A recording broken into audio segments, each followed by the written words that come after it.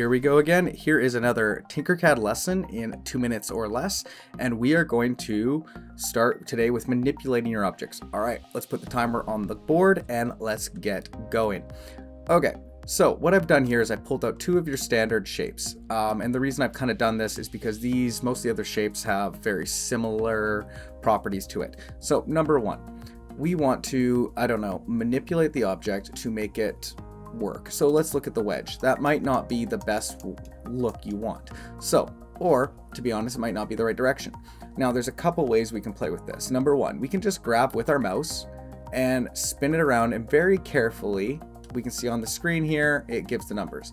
Now, we just saw that happen right there where I wanted 180 degrees, and that doesn't really work for me. So what I like to do is click on the measurement, or angle in this case, or degree, and type it in to get exactly what I want. When we're playing in more complicated software such as AutoCAD and stuff like that, it's a lot more, you want to be more precise. Now I know Tinkercad is definitely more of a not as precise software, but it doesn't have to be.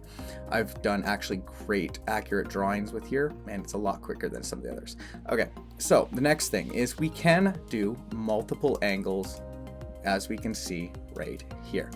Okay, now let's move on to, you want to lift your object in the air. This is actually really simple. All you have to do is click on the object and that arrow at the top, and you can lift it there, and just like before, you can type in however you want, and you are able to actually go below the drawing plane. Okay, that was another Tinkercad lesson in 2 minutes or less. This is Matt from The Random Maker saying until next time, let's get making.